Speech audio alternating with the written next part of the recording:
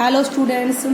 तो last video में हमने क्या पढ़ा था टॉपिक कि about the external forces, internal and external forces and type of motion, translatory motion, pure translatory motion, pure rotatory motion and the combination of translatory and rotatory motion.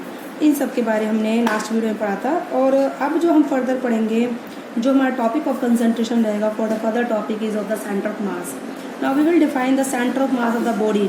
अगर हमारे पास कोई भी गिवन बॉडी है तो उसका हम centre of मास कैसे define करते हैं, ठीक है। जैसे कि सेंटर ऑफ मास पहले मैं आपको बताना चाहूँगी कि होता क्या है। लाइक जैसे अगर आपने कभी भी देखा होगा तो रॉकेट का जो मोशन होता है, रॉकेट जब भी हम लॉन्च करते हैं उसका मोशन होता है, उस रॉकेट की बॉडी जो है काफ़ी लार्ज होती है, कोई छोटी बॉडी नहीं होती वो।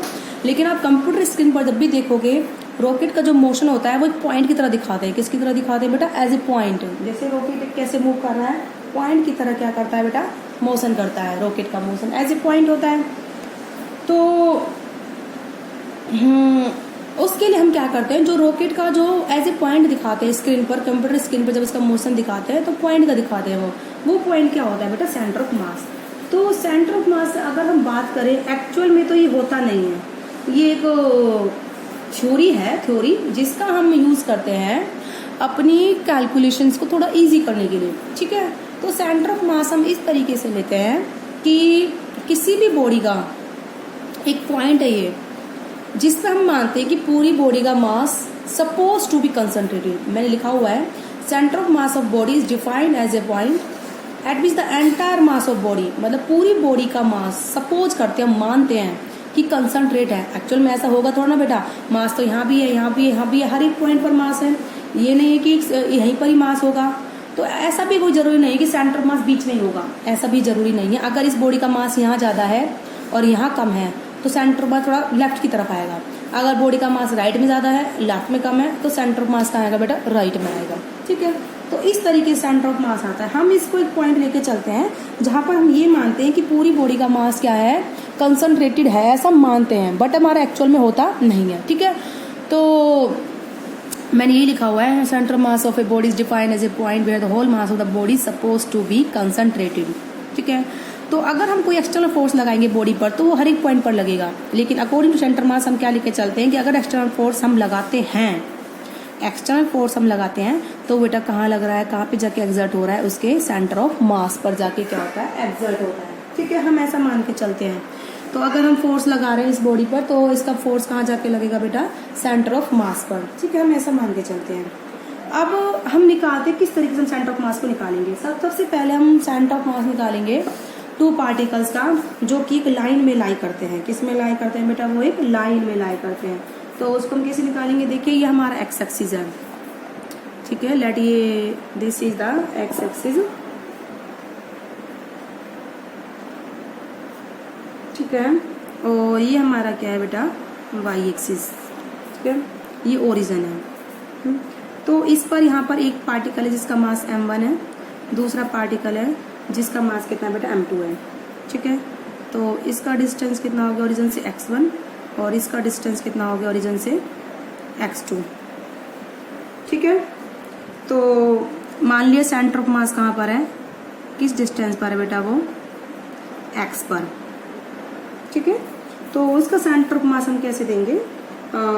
To particle is at distance x1, let two particles of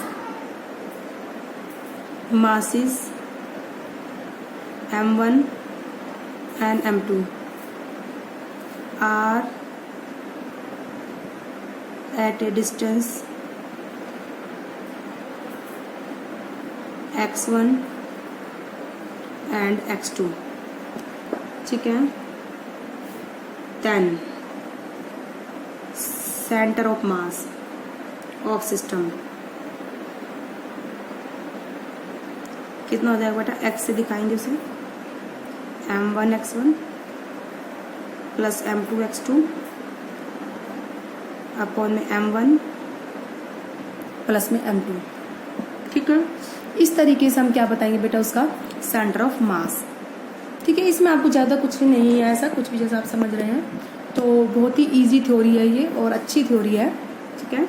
अब उसके बाद आता है इफ द सिस्टम है बी पॉइंट पर for system of N particles, अगर इनका मास इक्वल है तो कितना हो जाएगा, तो अभी x1 प्लस x2 अपॉन 2 हो जाएगा, कर सकते हो आप ये भी, m plus m2m, m common cut जाएगा, x1 प्लस x2 अपॉन 2, ठीक है।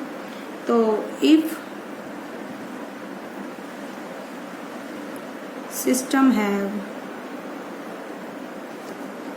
n पार्टिकल्स, कितने पार्टिकल है बेटा, n पार्टिकल हैं, ठीक है, lying on a straight line, ठीक है। तो system of mass, centre of mass क्या हो जाएगा बेटा, उसका कौन सा कोऑर्डिनेट देंगे, एक्स कोऑर्डिनेट देंगे क्योंकि एक्स एक्सिस पर लाई कर रहे हैं, ऐसे ही। तो मान लो m1 पार्टिकल x1 डिस्टेंस पर है, m2 पार्टिकल x2 डिस्टेंस पर है जैसे इसमें है, m3 x3 पर है, m4 x4 पर है, ऐसी mn, ठीक है। तो इस तरीके से होगा आपका, इसको करिए फर्दर। लास्ट में कौन सा पार्टिकल है बेटा, nth पार्टिकल mn xn, तो ये अपोन में m1 प्लस में m2, लास्ट में कौन सा पार्टिकल बेटा, nth, ठीक है। तो x कोऑर्डिनेट हो जाएगा हमारा, इसको हम समेशन की फॉर्म में लिख देंगे, इसे बोलते हैं हम सम ऑफ, क्या बोलते हैं सिग्मा, सिंबल को, वैसे तो सिग्मा होता है पर इसका मतलब क्या होता है, सम ऑफ, किस किस का सम हो रहा है, product of mass and x का। तो आई की वैल्यू क्या है बेटा, 1 से n तक, ठीक है। देखो जरा,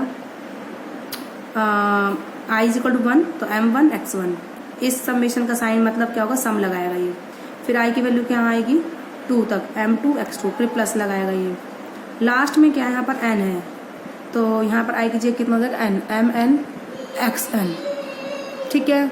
तो इस तरीके से अपोन में क्या है बेटा यहाँ पर समेशन आई कहाँ से है, 1 से लेकर n तक।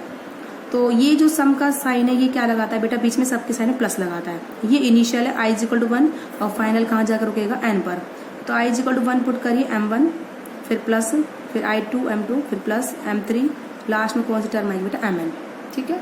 तो ये हो गया आपका centre of mass of the n particle, ठीक है। तो इसको हम क्या बोलते हैं, तो आप लिख लीजिए दिस सिंबल, ठीक है, जो ये सिंबल है ये ग्रीक लेटर है, कौन सा लेटर है बेटा, ये ग्रीक लेटर है, जिसको हम क्या बोलते हैं, जो समेशन को डिनोट करता है, और ग्रीक लेटर में क्या है बेटा, सिग्मा है। तो ग्रीक लेटर सिग्मा डिनोट क्या करता है बेटा, ये समेशन, मतलब सम करना, ठीक है बेटा, ये समेशन को डिनोट करता है। तो इस तरीके से हम करेंगे इसको, तो आई होप आपको समझ में भी आ रहा होगा। अब है हमारा for the system of particles lying in the plane, तो प्लेन में हमारे 2 कोऑर्डिनेट्स होंगे x1 एंड y1, x और y, ठीक है। ये तो हमारा क्या था, lying on A line x axis पर, ठीक है। अब हम किस पर लाई करेंगे, प्लेन पर, c चल रहा है हमारा, ठीक है। If the system of 3 particles, ठीक है, लाइंग इन ए प्लेन,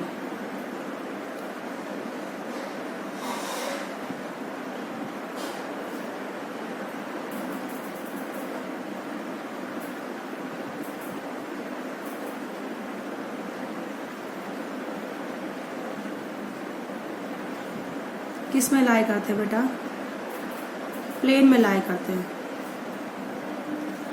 ठीक है। इस तरीके से, जैसे मान लो ये आपका एक्स एक्सिस है, ठीक है, और ये आपका वाई एक्सिस है। तो यहाँ पर ऐसे 3 पार्टिकल है, ये m1 है, ये मान लो m2 है, ये मान लो m3 है, ठीक है। इसके कोऑर्डिनेट क्या है, x1 y1 इसके कोऑर्डिनेट क्या है बेटा, x2 y2, इसके कोऑर्डिनेट क्या है, x3 और कॉमा y3। ऐसे हमने इनके कोऑर्डिनेट दे दिए। ये क्या दे दिए बेटा, ये x1 y1, x2 y2 और x3 y3। इस तरीके से हमने कोऑर्डिनेट दिए हैं। तो अब हम जो है क्या डिफाइन करेंगे बेटा, सेंटर ऑफ मास कैसे निकालेंगे अगर प्लेन में लाई कर रहे हैं। तो पहले हम इसमें लिख लीजिए लेट 3 पार्टिकल्स, 3 पार्टिकल्स हैं of mass m1, m2 and m3, ठीक है, having coordinates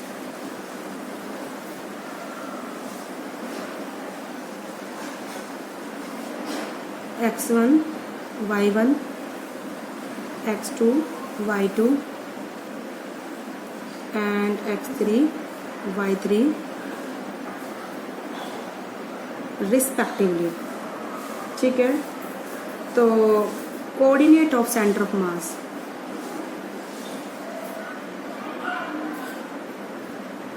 coordinate of centre of mass, ठीक है। तो पहले हम निकालेंगे x coordinate. Let coordinate of centre of mass क्या है, x, y।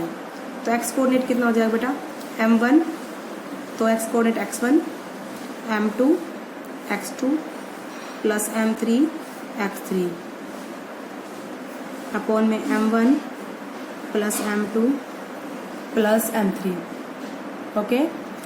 ऐसे ही y coordinate m1 y1 plus m2 y2 plus m3 y3 upon में m1 प्लस में m2 प्लस में m3, ठीक है। इस तरीके से देंगे, ठीक है। अब इसमें आप आगे भी कर सकते हो अगर पार्टिकल के इक्वल मास है।